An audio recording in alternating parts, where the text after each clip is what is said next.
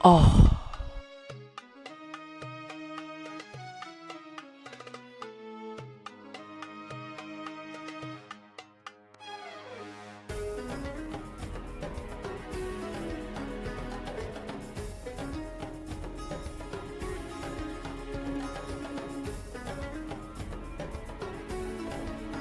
میں آپ کا مائگریٹ ہوں، امیر سعد الدین کوپیک کے غصے سے کوئی بھی نہیں بچ سکے گا۔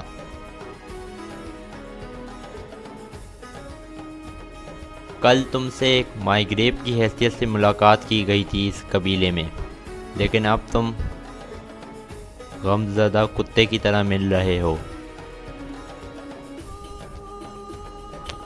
آپ مجھے ایسے زندہ دفن مت کرو۔ میں تم پر کیسے اعتماد کر سکتا ہوں گوبجے؟ میں نے تم سے پیار کیا تھا، تمہیں اپنی بیوی بنایا تھا۔ کیا تمہیں نظر نہیں آ رہا ہے کہ تم نے مجھے زندہ دفن کر دیا ہے؟ السلام علیکم دوستو، اس گیت کے آغاز میں تودکن گمستکن کو مار رہا ہوتا ہے۔ ارطغرل اسے روک لیتا ہے اور کہتا ہے اس کا خون تم پر حلال ہے، لیکن غصے کو اپنے اوپر حاوی نہیں ہونے دو۔ پھر سگرتکن کہتا ہے تم ترک قبیلوں کو اپنا انصاف دکھاؤ تودکن، اور اس ناپاک سعد الدین کو بھی اپنا انصاف دکھاؤ تاکہ تمہیں کوئی غلط نہ کہہ سکے، حالانکہ تم بالکل صحیح ہو۔ تودکن کہتا ہے تمہاری موت اتنی آسان نہیں ہوگی گمستکن، تمہارا فیصلہ دونوں قبیلوں کے جرگے میں کیا جائے گا، اور سب لوگوں کے سامنے تمہیں ایک شرمناک سزا دی جائے گی۔ ہر کوئی دیکھے گا تم اور تمہاری بہن کتنے بدگمان ہیں۔ گمستکن کہتا ہے تودکن یہ تم کیا کہہ رہے ہو؟ کیا تم مجھے نہیں جانتے؟ تودکن اس کے سینے پر پاؤں رکھ کر کہتا ہے میں تمہیں جانتا ہوں، تم میرے بابا اور میری والدہ کے قاتل ہو۔ تمہارے ساتھ وہی کیا جائے گا جس کے تم قابل ہو۔ دوسری طرف آیت اللہ نے حلیمہ سلطان کے اوپر تلوار رکھی ہوئی تھی اور گنجا گل نے سلجان کی گردن پر۔ آیت اللہ حلیمہ کو مارنے کے لیے اپنی تلوار اٹھاتی ہے۔ حائمہ خاتون بول پڑتی ہیں اور کہتی ہیں تم ایسا مت کرو، تم میری بہوؤں کو جانے دو، ان کی جگہ تم مجھے مار دو۔ لیکن آیت اللہ باز نہیں آتی، حلیمہ کی جان لینے کے لیے اپنی تلوار اٹھاتی ہے۔ اوہ ایک طرف سے تیر آتا ہے جو سیدھا اس کے سینے پر لگتا ہے، اس کے ہاتھ سے تلوار گر جاتی ہے اور وہ اس طرف دیکھتی ہے جس طرف سے تیر آیا۔ وہاں عبد الرحمن کھڑا تھا۔ دراصل عبد الرحمن چھپ کر یہ سب کچھ دیکھ رہا تھا، اور جیسے ہی اسے لگا کہ حلیمہ کی جان خطرے میں ہے اس نے تیر چلا دیا۔ پھر آیت اللہ گر کر زخمی ہو جاتی ہے۔ اس کے بعد سلجان گنجا گل کے ہاتھ پر کاٹتی ہے، جس کے بعد گنجا گل کے ہاتھ سے تلوار گر جاتی ہے اور وہ سلجان کو دھکا دے کر بھاگنے لگتی ہے، لیکن سلجان پھر اٹھ کر اس کے پیچھے بھاگنے لگتی ہے۔ اس کے بعد حائمہ خاتون عبد الرحمن کو گنجا گل اور سلجان کے پیچھے بھیج دیتی ہیں۔ اسی دوران آیت اللہ تڑپتے ہوئے مر جاتی ہے اور یہاں آیت اللہ کا خاتمہ ہو جاتا ہے۔ اس کے بعد حائمہ خاتون حلیمہ سلطان کو اٹھانے کی کوشش کرتی ہیں، لیکن حلیمہ بے ہوش تھی۔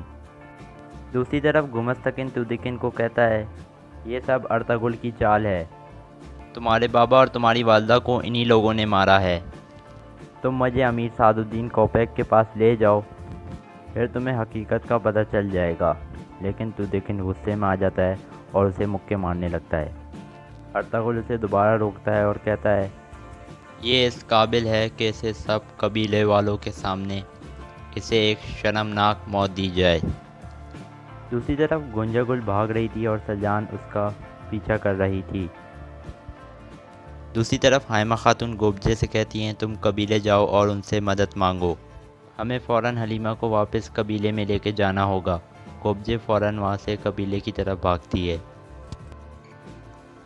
دوسری طرف سلجان اور گنجا گل کا آمنا سامنا ہو جاتا ہے۔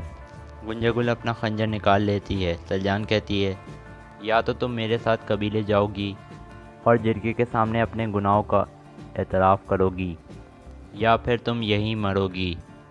گنجا گل کہتی ہے میں مروں گی، لیکن تم بھی میرے ساتھ مرو گی۔ اس کے بعد گنجا گل سلجان پر حملہ کر دیتی ہے۔ سلجان اسے کہتی ہے مرنے سے پہلے تم یہ بھی جان لو کہ میں کندوگدو کے بچے کی ماں بننے والی ہوں۔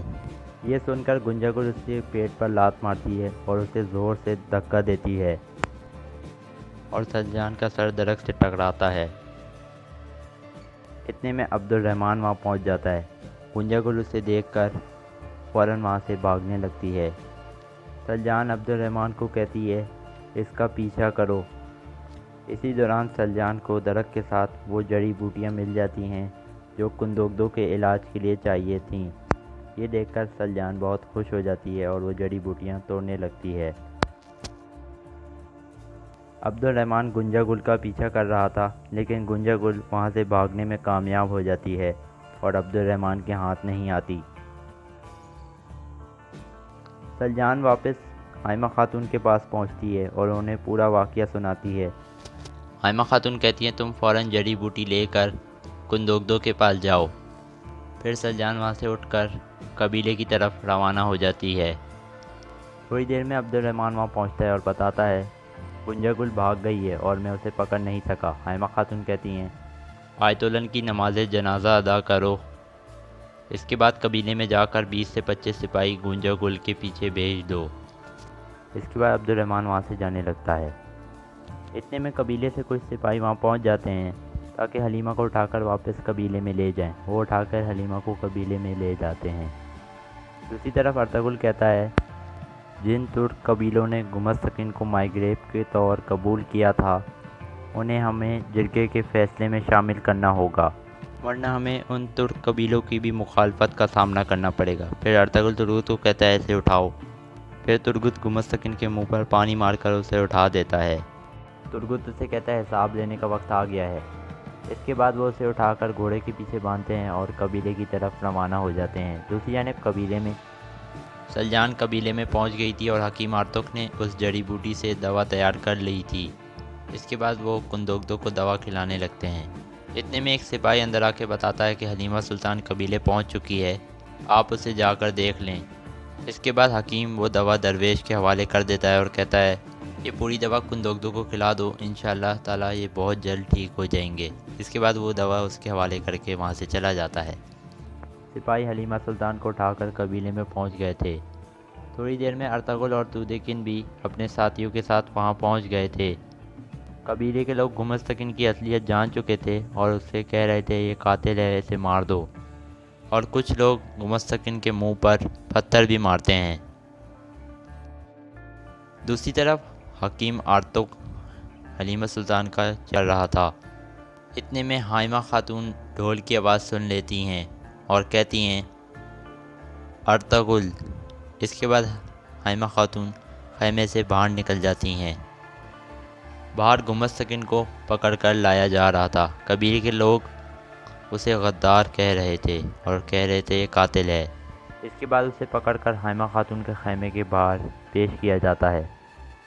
گمستکین کہتا ہے میں آپ کا مائیگریٹ ہوں، امیر سعد الدین کوپیک کے غصے سے کوئی بھی نہیں بچ سکے گا۔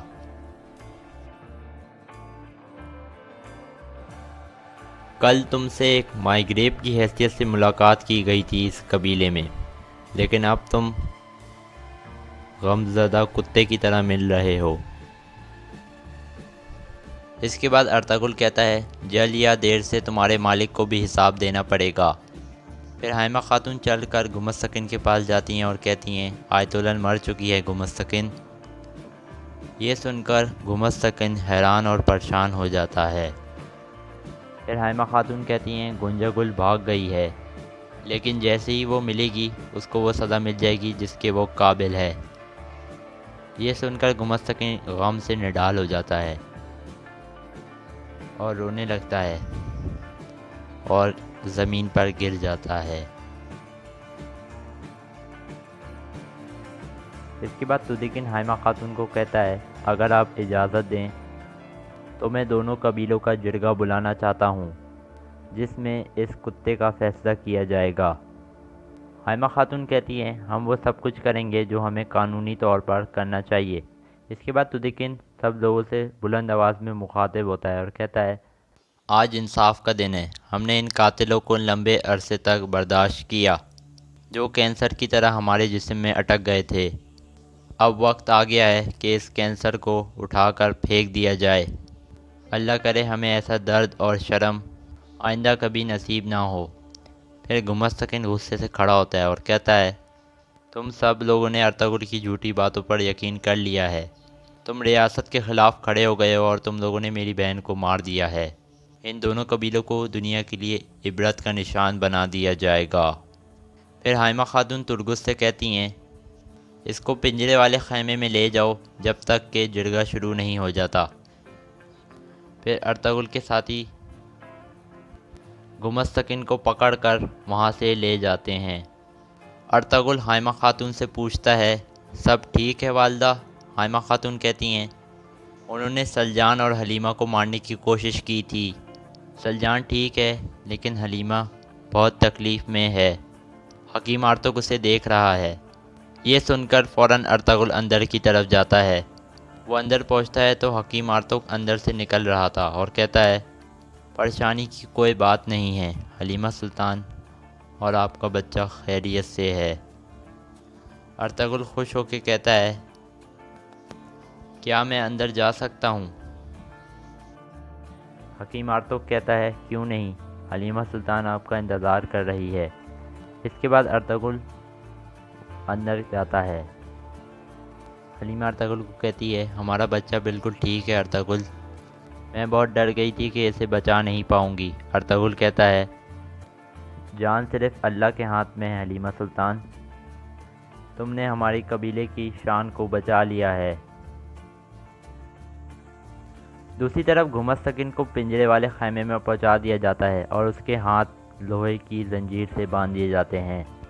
گمستکن شدید غصے میں ارطغرل کا نام لے رہا تھا۔ اس کے بعد سپاہی اس کو باندھ کر باہر آ جاتے ہیں۔ دوسری طرف تودیکن اپنی والدہ کی قبر پر جاتا ہے اور پانی ڈال رہا ہوتا ہے۔ اتنے میں گوبجے بھی وہاں پر پہنچ جاتی ہے۔ تودیکن قبر کی طرف دیکھ کر کہتا ہے، ہم نے آپ کے اور بابا کے قاتلوں کو تلاش کر لیا ہے والدہ، اور انہیں سزا دے رہے ہیں۔ آخر کار فتنہ ختم ہو گیا ہے۔ اتنے میں گوبجے بھی اس کے پاس آ کر بیٹھ جاتی ہے۔ پھر وہ دونوں دعا مانگنے لگتے ہیں۔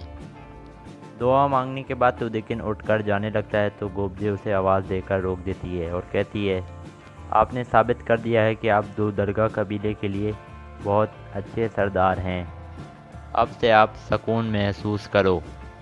تودیکن ہاں میں سر ہلا کر وہاں سے جانے لگتا ہے تو گوبجے اسے پھر روک دیتی ہے اور کہتی ہے، آپ مجھے ایسے زندہ دفن مت کرو۔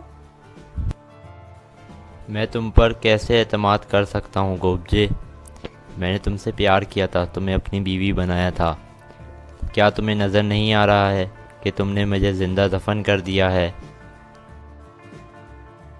یہ کہہ کر تودیکن وہاں سے چلا جاتا ہے اور گوبجے رونے لگتی ہے۔ دوسری طرف ارطغرل اور سوگرتکن گندوگدو کے پاس جاتے ہیں اور اس کی خیریت معلوم کرتے ہیں۔ سلجان کہتی ہے، یہ بہت جلد ٹھیک ہو جائیں گے۔ پھر گندوگدو پوچھتا ہے، کیا سب ختم ہو گیا ارطغرل؟ پھر سوگرتکن اور ارطغرل اسے ساری صورتحال سے آگاہ کرتے ہیں۔ اس کے بعد گندوگدو سکون کا سانس لے کر سو جاتا ہے۔ سلجان کہتی ہے، آپ پریشان مت ہوں اور جا کر اس بدگمان کو سزا دیں جس کا وہ قابل ہے۔ اس کے بعد ارطغرل اور سوگرتکن وہاں سے چلے جاتے ہیں اور یہاں اس قصے کا اختتام ہو جاتا ہے۔